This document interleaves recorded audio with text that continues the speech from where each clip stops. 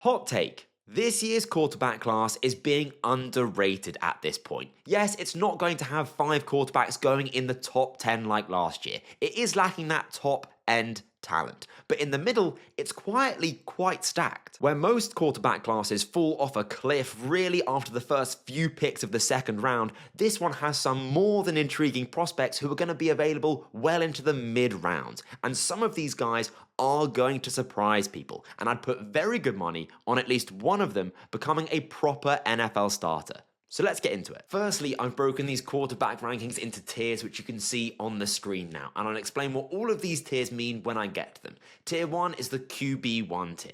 Tier 2 is the buyer beware tier. Tier 3 is the money tier. This is what I like to call the QB bargain bucket tier, and tier 4 is the I'd let someone else draft them tier. And trust me, I've cooked it. And starting off with our QB1 tier, there's only one quarterback in this tier, and that is Cam Ward, the quarterback from Miami. And it's as simple as this. I think Cam Ward is the only potential franchise quarterback in this draft class. He's the 11th ranked player on my personal big board, and I think he's going to go first overall to the Tennessee Titans. And I've flip-flopped on this myself, but I do ultimately think that is the right decision. Yes, it is a weaker quarterback class overall. If we took Cam Ward from this year and put him in last year's class, he'd probably be my QB4. But you're not drafting last year's class. Cam Ward is the best of the bunch whether we like it or not. And I think it's really clear that his strengths are the strongest. He's a playmaker. When you need Cam Ward to make a play for your team, when the chips are down, he can make it. He had the second most big time throws in college football this year. He's got the arm strength to match it. He can make every throw in the book. And that is so valuable for a quarterback because it means they can threaten every blade of grass on the field, which really stresses the defense. He's got this really unique, relaxed play style, reminding me of a bit of Aaron Rodgers actually, incredibly calm and poised in the pocket. And my favorite thing about Cam Ward is that he can snap from being a passer to a runner in the blink of an eye. He can drop his eyes and he is off. But what he can also do is transition back from a runner into a passer. After he's dropped his eyes and has looked like he's going to take off running and the defense all comes down, he can snap his eyes back up and make a pass. And that really kills a defense. And ultimately, I just think Cam Ward has excellent physical traits. He has been throughout his time, yes, at Incarnate Word and FCS school, and yes, at Washington State, which isn't the best, and yes, in the ACC at Miami. But ultimately, he has always been the best athlete on the field. And really what I look for in a potential franchise quarterback are those elite physical traits and a great arm talent, and Cam Ward ticks every box in that category. However, Cam Ward is absolutely not without his weaknesses. His play style, that big game hunting play style, does come with turnovers, and it's very hard to limit that play style and to dial it back because that's really part of the playmaking strength that he has. So often Cam Ward has to dig himself out of holes that he's put himself and the team in. The perfect game which shows this is the game against Cal. He threw a cross-body prayer that he had absolutely no bother throwing, which resulted in a pick six, and then Miami were down multiple scores. Now, yes, Cam Ward did eventually win them that game, but he wouldn't have had to if he didn't put them in that position in the first place. And yes, there is also the question of the competition level. Again, I said he played in the FCS at Incarnate Word, played at Washington State in the Pac-12, and then Miami in the ACC. Ultimately, though, I think his pros far outweigh his cons. And again, with that big game hunting play style, it's not about removing it completely. It's just about helping him learn when to dial it up and dial it down, considering the game situation. For me, though, the pro comparison that I have for Cam Ward is Jordan Love. And I think that is now, with hindsight, someone that we would take with the first overall pick in a weaker quarterback class. And the bottom line for me with Cam Ward is that he's a quarterback with the physical traits and the playmaking ability to potentially raise the floor of the talent around him. And again, that's something you need to have when you're drafting a quarterback really highly, is that ability for him to make the team around him better. And I can see Cam Ward doing that. But not all QB1s are created equal. And again, while he is QB1 in this class, he's not a QB1 in the same sense that Trevor Lawrence was, or Caleb Williams was, or Andrew Luck was. So there's definitely things to be wary of with Cam Ward. In tier 2, the buyer beware tier, we have 3 quarterbacks. And those 3 quarterbacks, I think, are probably going to upset some people, but just hear me out first. What I mean by buyer beware is I think that all of these quarterbacks might be considered potential franchise quarterbacks, but I think that would be a mistake because they all have either a fatal flaw or simply too many flaws to really be that kind of quarterback. The first quarterback in this tier is my QB2, and that is Shedeur Sanders from Colorado. I've done an entire breakdown on Sanders, including some films. If you want to see more in-depth takes on him, then go and check out that video. And if you haven't already, make sure you subscribe for more draft content. And I don't hate Sanders. For me, Sanders is not a first-round quarterback. He's my 36th overall ranked player, and he does have some strength. I'm not trying to dog on Shedeur Sanders here. I think he can throw with great anticipation across the middle of the field. He's a traditional pocket passer who can absolutely win from the pocket. He can make some big-time throws from it. He was 6th in big-time throws this year with 22. But for me, the weaknesses of Sanders far outweigh his strengths. And I think that someone's going to make the mistakes of seeing Sanders as a potential franchise quarterback, which I really don't think he is. For me, the biggest flaw with Sanders are the lack of physical traits. He does simply not have the arm strength to put him in a category where I could be comfortable with seeing him as a top 12 quarterback in the league. When he's trying to push the ball outside the numbers, it's almost hard to watch. He had a pick six against Nebraska where a DB was just sat on the route and easily walked it into the end zone. He holds onto the ball for way too long in the pocket. He had a 3-second time to throw this year, which doesn't really make sense given the nature of the Colorado system. It didn't really get him to throw deep down the field or require him to hold on to the ball for that long. Had a lot of screen passes, had a lot of short throws, and that time to throw went up massively to well over 3.1 seconds when thrown beyond 10 yards, which is really concerning to me. There's also the lack of athleticism that Sanders has. He's not going to be able to offset any pressure or really create plays out of structure when he can't outrun college defensive linemen. And there's also the question with Sanders of what's going to happen with his father, right? He is not his father. He's done actually a fantastic job in terms of his character of really not getting bogged down in what would be a really easy flaw he could have as being Dillon Sanders' son. So this isn't a knock on Sanders himself, but there is baggage that Sanders comes with, right? When his father is Deion Sanders, who's very vocal in the media and who has already been very vocal about where he might or might not want his son to go to. And I think that's going to be a genuine concern for some NFL teams, that how can a team and locker room handle a Hall of Fame, one of the best players of all time, critiquing the workings, the inner runnings of your NFL team? It's something that GMs, coaches simply have to consider. And I also think with Sanders, he's just averse to risky throws. He just needs to rip it. But I think because of that lack of arm strength, he can't. For me with Sanders, he's so conservative that he'd wear a helmet on a Peloton. And again, when you have a lack of arm talent, when you have a lack of athleticism, when you're averse to risky throws, when you hold on to the ball for too long, he also drifts in the pocket, which really does not help his pressure rate whatsoever. I'm looking at a quarterback that I just simply do not see being a first-round pick. And really, I think that Sanders, for the strengths that he does have, are very fair, don't get me wrong, but I think ultimately he kind of would put a team in quarterback purgatory. I don't think Sanders is going to, unlike Cam Ward, raise the floor of the talent around him. I think he's a tofu quarterback. I think he'd be as good as the talent around him. But that's the problem. If you're a team like the Browns and you're putting Sanders into a bad situation, Sanders isn't going to be good. So I'd be worried that Sanders, by not really being bad, because he's not going to be bad, he's a perfectly adequate quarterback, he's not going to be bad enough to immediately move on from him, but he's not going to be good enough to really win you any games. So I struggle to see what the overall benefit you're getting if you draft Shedeur Sanders. He didn't throw at the Combine or Shrine Bowl. Todd McShay said that left teams kind of questioning if he cared about going to them. And I think for me, with Shedeur Sanders, the pro comparison is Derek Carr. I think that's quite apt. I used to have a weaker arm Geno Smith, but I actually think Geno Smith is fantastic. I think he's very underrated. And I think that's too generous. I think his ceiling could be a weaker arm Geno Smith. But I think his most realistic comparison is Derek Carr. Would you take Derek Carr with a first-round pick? No. Would you take him with a second? Yes, but why? You're going to always be looking for someone better. So really, for me, I didn't want to have Sanders as my QB2 because of everything that I've said. I feel like I'm dogging on him, but really I'm just trying to kind of contextualize my feelings about him. He is my QB2, and I think to not have him as that would be dishonest, because I think he is better than the other prospects that come after him. And I think he is more pro-ready than the other two quarterbacks in this tier, but I'd probably rather have a swing on the other guys later in that QB bargain bucket tier with their value, because I think you're going to have to draft Sanders with a first round, if not maybe a top half of the second round pick, which is a very valuable pick. You can get some good players in this draft with that. So for me, it's just a worryingly low ceiling. And are you putting yourself in quarterback purgatory by drafting him? I think you are. My QB3 and the second quarterback in this tier 2 is Jaxson Dart from Ole Miss. Now, the strengths with Dart are clear to see, right? This guy's a ball of clay, 21 years old, and he's improved every single year. And he's got those starting QB tools. He ticks a lot of boxes. Good arm strength, not top tier, but he can make the harder throws. He can access all the areas of the field.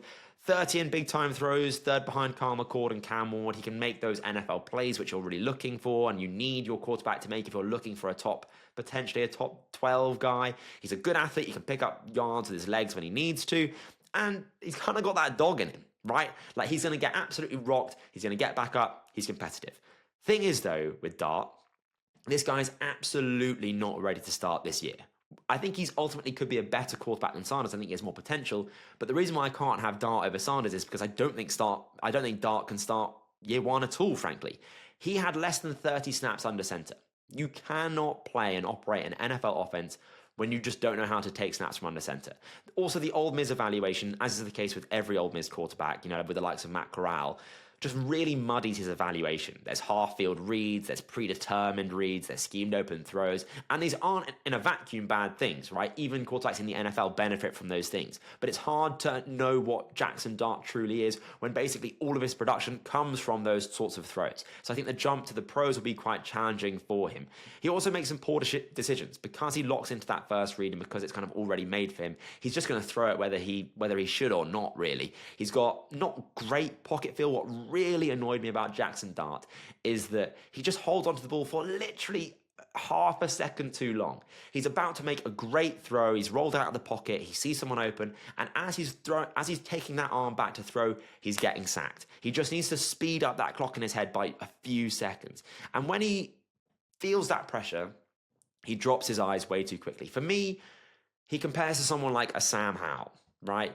First read's not there. I'm going to drop my eyes. I'm going to pick up some yards with my legs. And that works to a point, right? I actually quite like Sam Howell at points. But again, if you know what you're getting, if you know you're getting a Sam Howell, which Jaxson Dart could definitely be better than that. But if you know you're going to get a Sam Howell, are you going to really take a swing on that? That's why, for me, he's a buyer beware. I think he's a high-risk, high-reward player. The landing spot for Dart is absolutely massive. If he's drafted by the Giants at the top of the second, he's going to be expected to start year one, which would be an absolute disaster. I think it'd be like trying to drink through a fire hose for him if he's trying to start year one. If he's, though, drafted to the Rams with Sean McVay as the Matthew Stafford heir apparent, I can get on board with that. He needs a redshirt NFL year. I think you could get a good quarterback, but it's definitely a projection at this point in his career. The final quarterback in this buyer beware tier is Jalen Milroe from Alabama. And really, this is an incredibly simple evaluation. His strengths are clear to see. Watch one game of Jalen Milroe and you'll know exactly what I'm talking about. This guy is an elite athlete. One of the best rushing quarterbacks I've ever seen, up there with the likes of Anthony Richardson. And really, I think he's actually better with his legs than AR was. Elite physical traits, right? This guy's 6'2", 225 pounds, got an absolute cannon for an arm. He is easily the most physically gifted quarterback in this class. He's a big play magnet with his arms and his legs, 5.2% big time throw rate in 2024, and it was 9.1% in 2023. That is absolutely insanely high. He also had 879 rush yards in 2024, 422 coming after contact, forced 32 missed tackles in 2023, 806 rush yards, 499 yards after contact, and 35 missed tackles. Absolute beast running the football. Physically off the charts in terms of his gifts. I can't even remember what he ran at his pro day, but it was damn quick, right? Weaknesses, though, he's got to throw the ball. He's also a project. He's not ready to start right away. The mental aspect of the game, I think, is massively missing for Jalen Milroe. I describe Milroe as he plays the game like there's only 5 defenders playing against him. He doesn't really see like safeties rotating or linebackers dropping. And he doesn't really see blitzers. So he's playing with like these horse blinkers on. And he's not fantastic against the blitz. I think he has slightly improved, but again, you can't come in and start in the NFL if you can't identify and play against the blitz. There's a play against, I can't remember who it's against, but he's literally a statue in the pocket when there's about 8 defenders on the line of scrimmage. Like, nothing was going through his head there about, they're probably going to bring pressure, I should throw this to my check down almost immediately. Just stood in the pocket, took a sack. He also has small hands. I'm not going to overly go on the measurements because there's been some weird discrepancies this year between the Senior Bowl and the Combine, but he's got small hands, right? Sub 9-inch hands. That varies, but I think the small hands adds up with what you see on tape. First of all, he's got a big fumble problem. He's had 13 fumbles in 2023, 11 fumbles in 2024. You can't play in the NFL and cough up the ball to the defense as a quarterback. Simply unacceptable. But also, I think that also explains his accuracy issues. He can't get a good grip of the football, and so sometimes he's just spraying these balls. And everything else looks okay in terms of the mechanics, but I just think it's that grip on the football with those smaller hands, which means he can't get the hard grip that he needs, and these balls are just flying, all like a scattergun.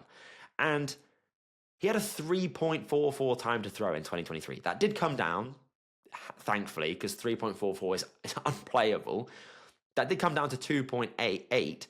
But generally, he still holds on for the ball for too long in the pocket. And again, that kind of explains the fumble problems as well. The bottom line for me with Milroe is has the tools of Tarzan, but plays like Jane. He's got first-round tools, absolutely. But as a passer, he's got fifth-round tape, I think. Now, it's really hard to quit those physical tools in a league that is dominated by physical freaks, right? So I would absolutely not be surprised if Milroe goes in the second round. I think he probably will, actually. And depending on who takes him, I don't think I'd hate it either, right? It's worth a swing. That upside is definitely worth a swing. But he's got the highest range of outcomes in this class by an absolute mile. And yeah, you might get the quarterback that can run a 4.4 and can hit anything down the field and can pick up yards with his legs. But you might also get Justin Fields that can't throw and it can't be a starting quarterback in the NFL. So really, it is buyer beware. And that wraps up our buyer beware tier. Now here we have it, my favorite tier. This is tier 3, the QB bargain bucket tier. And the reason why I call it that is because I like these guys at their value where I could get them, more so than the other guys we've already had in that buyer beware tier. You're going to have to draft Sanders, Dart, and Milroe in the second round, realistically, whereas all of these guys you can draft later. And so I feel a lot better about what I'm potentially getting at their value. They're kind of low risk, high reward type quarterbacks who aren't really going to leave you in quarterback purgatory because you can move on from them if they're not going to be your guy. But they also offer starter potential or high-end backup potential. And the first quarterback, my QB5A, is Will Howard from Ohio State. I watched Howard's film backwards, which is kind of maybe the best or worst way to watch him, I'm not sure, because when I turned on the tape and watched those first few games down the playoffs, I was like, why is no one talking more about Will Howard? He's absolutely ripping it. He obviously has a great receiver core of Emeka Egbuka and Jeremiah Smith, who is just absolutely bonkers.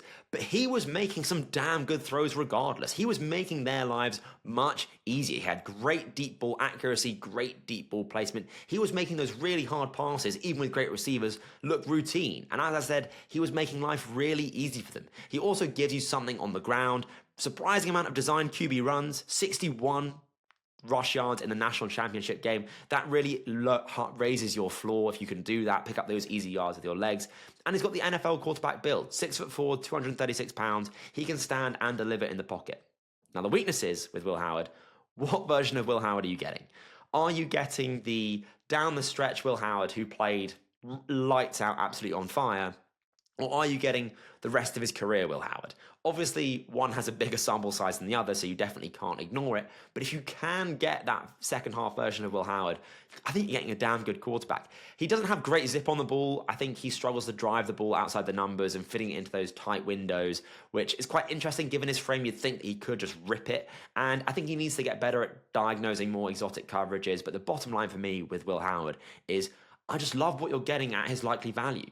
He needs honing. He needs a bit of development, don't get me wrong. But he's the exact quarterback that I think could surprise people. My QB5B is Tyler Shough from Louisville. And this guy has fantastic big play potential. The first game I watched of Tyler Shough was against SMU. In that first drive, first throw, 50-yard bomb, down the numbers. Fantastic throw.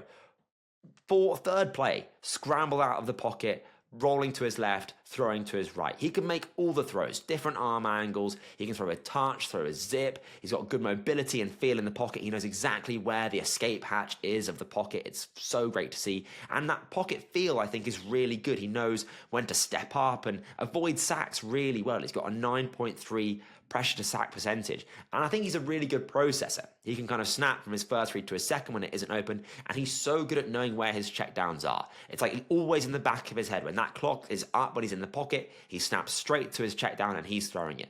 Weaknesses with Tyler Shough, though, that medical history, really concerning, right? It is as long as my arm. It's going to take him off some teams' boards entirely. And he's really only going to fall because of that. Because weirdly, he's a older prospect who, because of his extensive injury history, really is quite inexperienced. He's also not great versus pressure. I think specifically when taking hits, he can start to, and repetitive hits, he can start to become like Sam Darnold, seeing ghosts. And I think there might be that kind of him being aware of his medical history. Like if he keeps taking these hits, he kind of plays within himself. I think his ball placement can be a bit spotty, which does limit yards after the catch opportunities. And he's great at knowing where his checkdowns are, but he can be a little bit happy at just automatically checking to those checkdowns. I want him to be able to push the ball deeper down the field, because if he's going to be an NFL starter and push for an NFL starting job, that's what he needs to do. And again, like I said, he's only got 1 year of production, despite being like 32 or however old he is. Right? He's been playing quarterback. He's been playing in college since the Obama administration. But I love his tools. I love his potential upside. And for me, as well as I think some others, quarterback isn't really capped by age, like, running back or edges. Like, I'm not actually concerned about his age. For me, it's the medical history thing and really the lack of experience, which is ironic again, given his age. But I also think he got done dirty by a supporting cast, right? His wide receivers were dropping passes. In one of the games that I watched, wide receivers were dropping like 3 touchdowns, and they were fantastic throws. And his offensive line wasn't great either. So Tyler Shough, I'm really, really interested by, really intrigued by him. And it's just the medical questions. But I think he is he's one of the quarterbacks with a really big shout of being someone that could absolutely surprise people. And again, maybe even be an NFL starter. The third and final quarterback in this QB bargain bucket is my QB6, and that is Kyle McCord from Syracuse. This guy, after leaving Ohio State, has improved leaps and bounds. He's been a fantastic deep ball thrower this year. Over 50% deep completion rate, which he went 41 of 78, the most deep completions, meaning 20 plus yards in the FBS this year. He had the most big time throws as well with 36. He's been really good with play action, massively improved him as a passer from Ohio State, and his time to throw has also improved from his time at Ohio State to now his time at Syracuse. Weaknesses, though, with McCord is that he hugely locks into his first read. I, weirdly enough, watched the game against Pitt in a bar in Nashville, and I said to the person I was with, Kyle McCord, he might be an NFL, he might be, someone that could get drafted quite highly. And we watched this man turn the ball over 4 times, and we just saw him unravel. And really what happened is the DBs realized they can just sit on that first read, and Kyle McCord is still going to throw it. And he had 11 batted passes.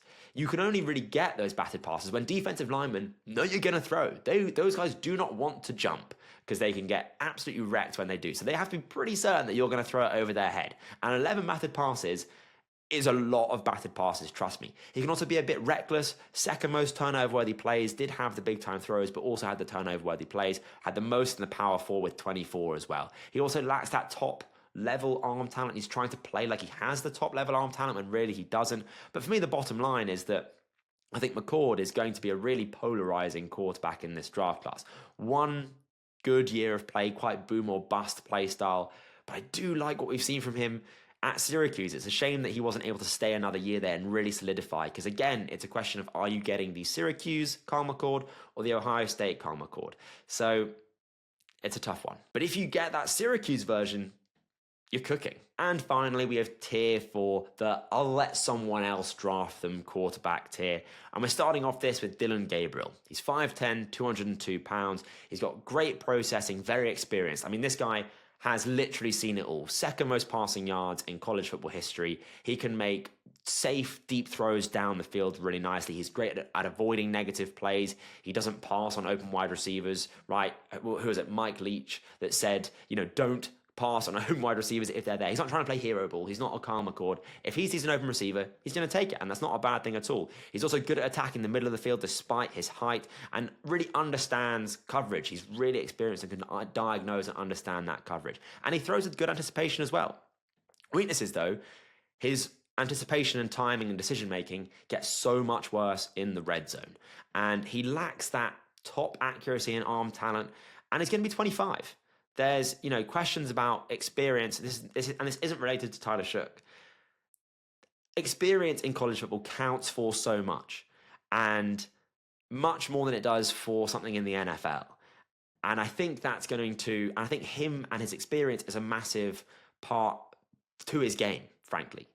And he just won't have that in the NFL. It's going to remove a big part of his kind of repertoire. And he's also an outlier in size, right? 5'10", 202 pounds. We've seen smaller quarterbacks struggle. It's not a prerequisite to struggling, don't get me wrong, but it does impact what you can do if your quarterback is shorter, frankly. And really, that's the bottom line for me. He has no physical calling card traits, which gives him a pretty low floor. And how he won primarily in college, with that experience, he won't really be able to win with that in the NFL. And he played for Oregon this year, right? They had a fantastic receiver core. They had a good offensive line. They had they had great tight ends in Ferguson. They had Tez Johnson. They had Evan Stewart. Oregon is stacked. And going to a team which has less weapons, where he's going to play against bigger, stronger, faster opponents, I just don't see it with Dillon Gabriel. I would let someone else draft this guy. And the final quarterback that we're going to talk about, the last quarterback in this tier, is Quinn Ewers. And this pains me because I think, like everyone else, wanted Quinn Ewers to work out. The idea of Quinn Ewers is so much better than what Quinn Ewers actually is. This guy is a natural passer at heart, right? Good arm talent, can throw from different arm slots. He can throw from unorthodox platforms. He has really good physical tools. Weaknesses, though, the man never put it all together. There's some rough throws on his tape. There's even a clip which has just gone viral from his pro day of him throwing a 50-yard pass, but it looks like a punt. And that really kind of sums up Quinn Ewers as a metaphor. Oh my God, he threw it 50 yards. How amazing at his pro day. It must be an amazing throw. No, it was a glorified arm punt. And those explicable plays, those bad decision-making plays are way too regular on his tape. And the feel in the pocket is simply not there. That play against Ohio State, which ended the game, when Jack Sawyer strip-sacked him, he has to know that is coming. He has to know that. And it's so infuriating with Ewers because, again, I wanted it to work out, but he is the perfect example of someone that I would just let someone else draft him. And much like with this, I'd let someone else draft him, and indeed the buyer beware tier, they kind of all come together for me in this kind of, I'll let someone else be right on them, really, is what it comes down to. I hope all of these guys work out. I'm not rooting against any of them, but I would just let someone else take the risk on both the tier 2 guys and these tier 4 guys for different reasons, but really it all boils down to the same thing. I'm going to let someone else be right about them. So here you can see all my quarterback tiers with the quarterbacks in those tiers. And let me know what you think. Do you agree or disagree with what I've said? Let me know in the comments. And also make sure you subscribe. Again, we're trying to get to 1,000 subscribers before the draft, so your support is massively appreciated. But I've been your host, Dom Corbs. This has been Corbs NFL. I'll see you on the next one.